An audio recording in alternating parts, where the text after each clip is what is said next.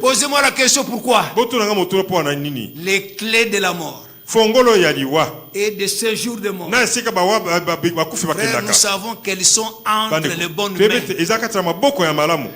Pas entre les mains de Satan ou d'un frère. C'est le Seigneur qui les tient. Mais il était dit, nous n'avons pas été destinés à la perdition. Non, ça c'est pas nous. Il faut donner ça aux autres. Il faut que chacun retrouve sa place. Qui es-tu? Qui suis-je? Élu de Dieu. Et il y a une place qui convient à ceux qui sont élus.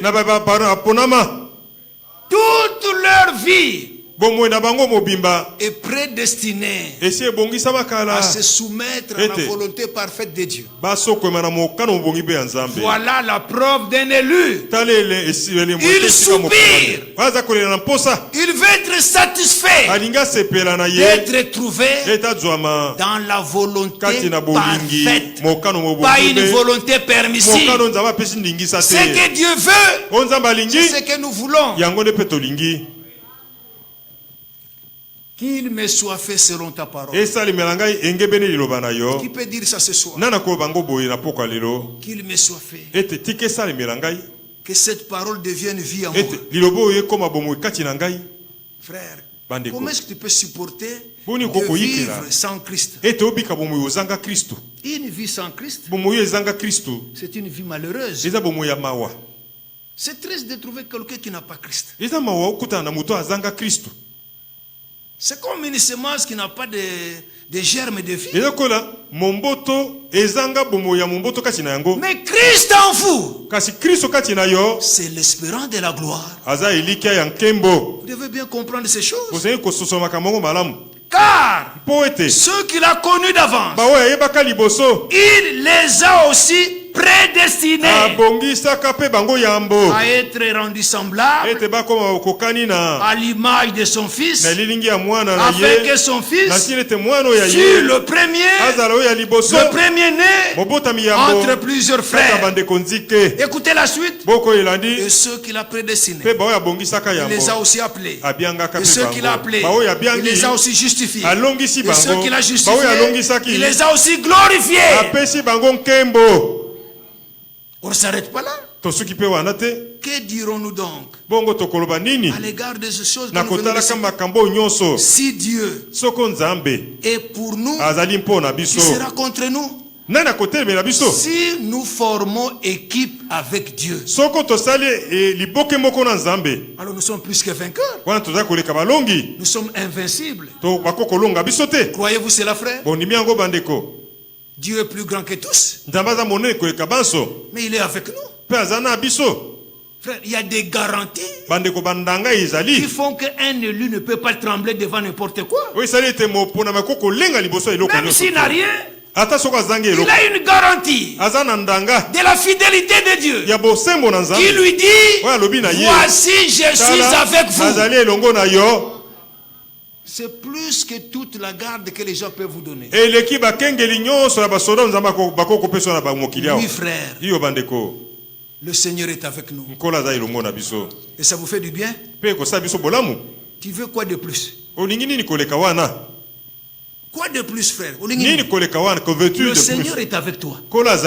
Et tu crois cela de tout ton cœur? Et tu acceptes ça, qu'il est avec toi. Ne cherche pas à voir. Crois qu'il a dit la vérité. Il a promis ne pas t'abandonner. Il a promis ne pas te délaisser. Alors, tu veux encore quoi? Même si tu n'as pas un téléphone Android, c'est un péché. Mais tu veux vendre ton droit de naissance, ma fille, ma soeur,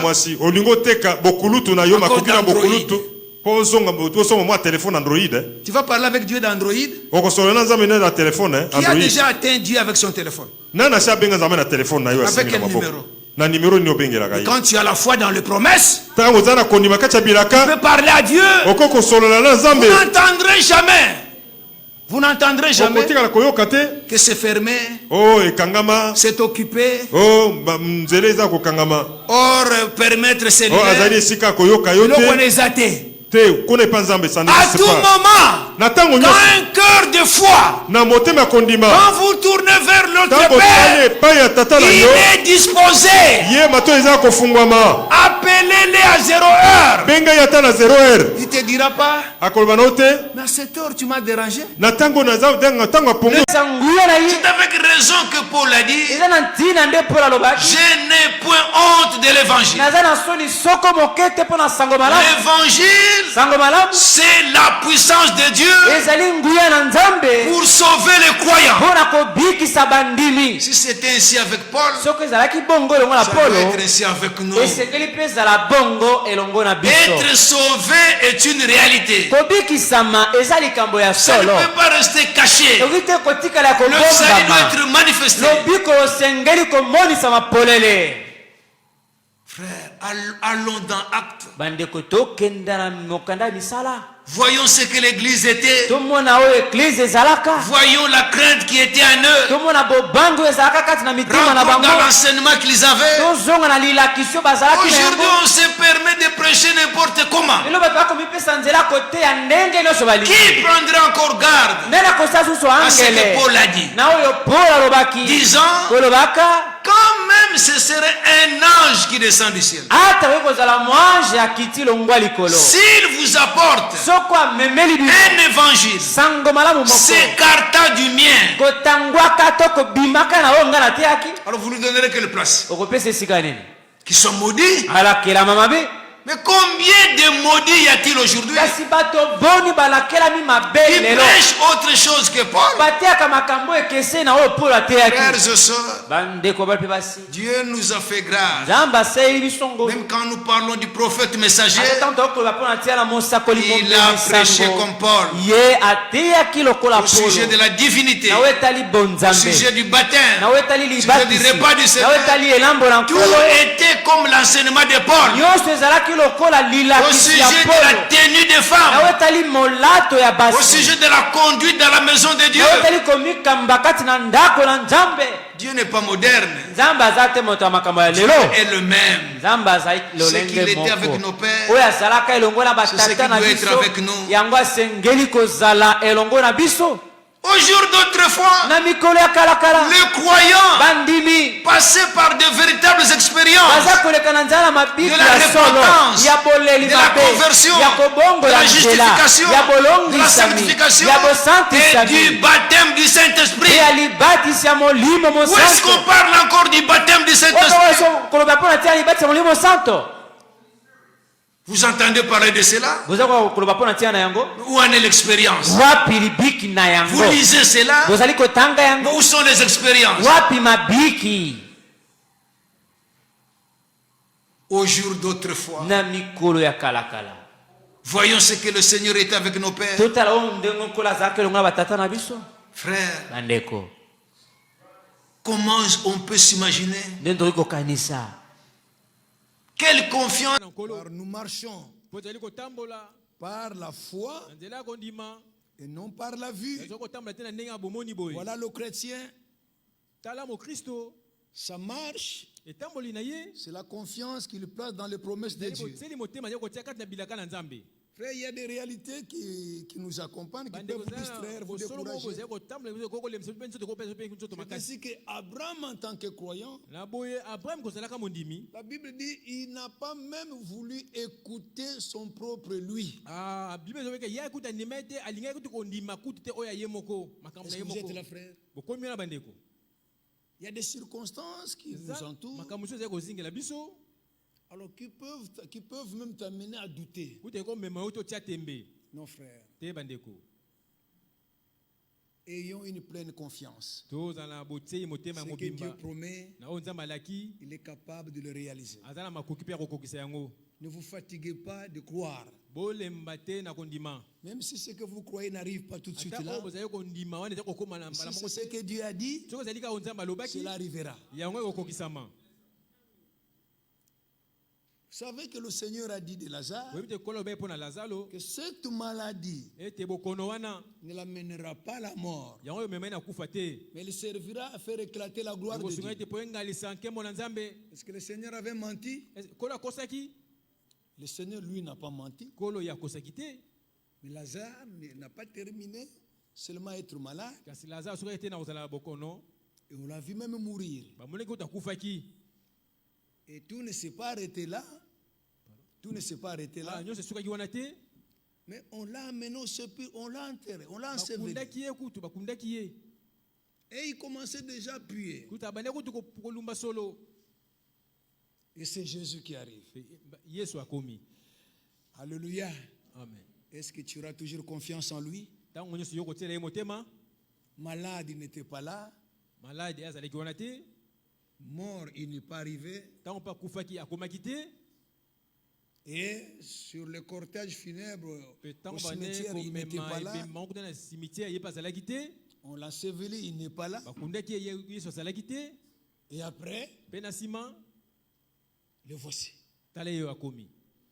Et on vient informer Marie ou Marthe. Frère, est-ce que tu vas bouder ou tu vas faire quoi? Avec tous les commentaires que les gens peuvent faire. C'est ce Jésus-là que vous disiez.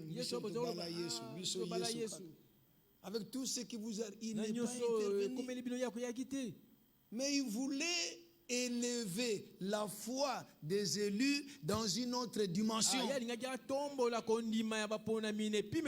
devons connaître le Seigneur dans tous ses aspects. Vous savez, frère, notre confession de foi doit faire trembler l'enfer. Et le diable dira, bon, qu'est-ce que tu vas faire avec cet homme ici? Puisque la dernière arme qu'il a, c'est la mort. Et nous avons la révélation que dans son arme là, il n'y a pas de balles. Il ne sait plus nous donner la mort. Il va seulement nous effrayer. Alléluia. Amen. Il y a des choses qu'on peut dire là-dessus. Que Dieu vous bénisse, frère. Aimez-vous le Seigneur encore. Même quand c'est sombre, il se révélera qu'il est la lumière du monde. Il est là pour allumer la lumière. Et quand la lumière est allumée, les ténèbres s'en vont. Dans une maison qui est ténébreuse, couvert de ténèbres, si on vous demande de chasser les ténèbres, ne commencez pas à prier. Vous prierez. Quand vous allez ouvrir les yeux, les ténèbres sont là. Ne gênez même pas. Vous allez vous faire souffrir pour rien. Vous gênerez 3 jours sans manger, sans boire. Et après, les ténèbres sont toujours là. Mais la seule façon de chasser ces ténèbres-là, allumer seulement la lumière. Toutes les œuvres des ténèbres qui sont en nous, la seule possibilité que ces œuvres partent, il faut que Jésus-Christ vienne en nous. Quand il devient vie en nous, les ténèbres, ces œuvres s'en vont. Il y a des corps qui nous attendent, qui vont s'adapter avec la nouvelle vie qui est en nous. La nouvelle vie qui est en nous est incompatible avec le vieil homme ici. Le vieil homme ici, il vieillit, il se détruit, mais l'homme nouveau est éternel. Il faut un cadre adapté pour l'homme nouveau. Voilà pourquoi les Écritures disent, même ce vieil homme ici, il faut bien le gérer. Il faut bien l'assujettir à l'autorité de la parole. Alléluia. Amen. Ne prenez pas tellement soin de lui pour satisfaire ses caprices et ses désirs. Il a toujours déçu et il décevra toujours. Réjouissez-vous de ce que Dieu vous a préparé un demeure qui est éternel, qui sera adapté à l'homme nouveau, qui n'a pas été fait de main d'homme. Que Dieu bénisse sa parole. Nous continuons la lecture. Vous savez que je pensais à quelque chose. Regardez-moi face. Est-ce que vous connaissez William Marion Branham? Vous avez entendu parler de lui? Avec ce grand travail qu'il a abattu. C'est un grand homme de Dieu. Il a servi le Seigneur. Vous savez combien de temps il a vécu sur la terre? Il est mort à l'âge de 5 ans, 6 ans. Le frère Franck en a combien? 87. En Dieu, il y a de l'injustice. Est-ce que Dieu n'avait pas terminé avec Branham? Moi, bientôt ici. Bientôt, au mois de mars, j'aurai les 58 ans. J'aurai vécu plus que Branham.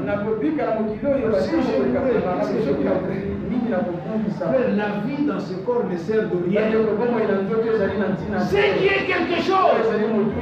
Naissez de nouveau. Recevez la vie de Dieu. La vie de Dieu, elle est incorruptible. Elle est immortelle. Et maintenant,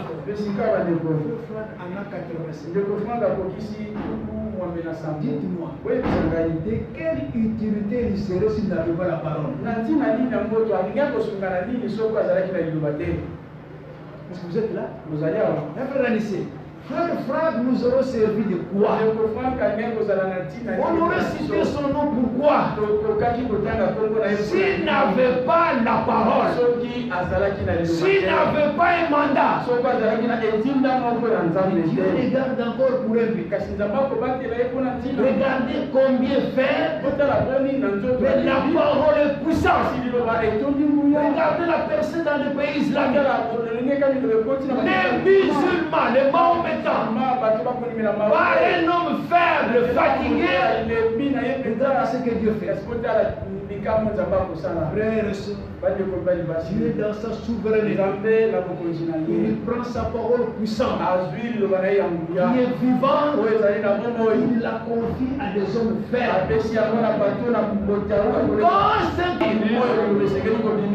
Pas de fanatiques, hein? Il y en a tellement trop aujourd'hui. Surtout dans cette ville de Kinshasa. Frère, que Dieu vous aide. Le fanatisme religieux, où les gens sont derrière un frère, où les gens sont derrière un don.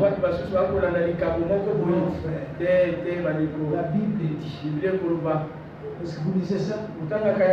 Voici le miracle qui accompagneront le prédicateur. C'est ce que d'autres croient. Ils ont donné tout le miracle à leur pasteur. Ils vous dérangent leur pasteur du matin à demain. Comme si leur pasteur c'est lui le monopole du Saint-Esprit. Nous s'accomplissent au travers de nous. Nous voulons vous donner l'occasion de jouir de vos privilèges. Frère, il y a des bruits ici. Peut-être il y a quelqu'un qui s'est enfermé là. Très cher frère, Dieu vous aime. Il vous a fait des promesses. Le miracle n'accompagne pas seulement le frère. Le miracle accompagne aussi nos soeurs qui croient. Quand je suis malade, je peux appeler un pessi. Si elle est croyante, elle priera pour moi, bien que je sois prédicateur. C'est ce que les gens ne veulent plus avoir. Ils s'imaginent que pour le miracle, pour la guérison, il faut seulement le prédicateur. Il faut peut-être l'interprète. Non. Même le frère Mafouidi, il est là. Si je suis malade, je peux l'appeler. Il prie pour moi. Je peux appeler Chou. Je peux appeler Alda. Si elle est une croyante, elle priera pour son prédicateur et Dieu exaucera. Soyez croyants. Ne soyez pas des fanatiques. C'est ce qui dit aujourd'hui. Regardez comment les églises se déchirent. En réalité, ce n'est pas un problème de la parole. Ce sont des intérêts égoïstes. Dieu est un. Son église est une. Sa parole est une. Le Saint-Esprit est un. Alors dites-moi, ces églises qui se déchirent. Tout le monde veut aller dans la bataille. Dans quel enlèvement? Là où les gens ne se saluent pas. Dans les temps, ils auront la possibilité de vivre éternellement ensemble.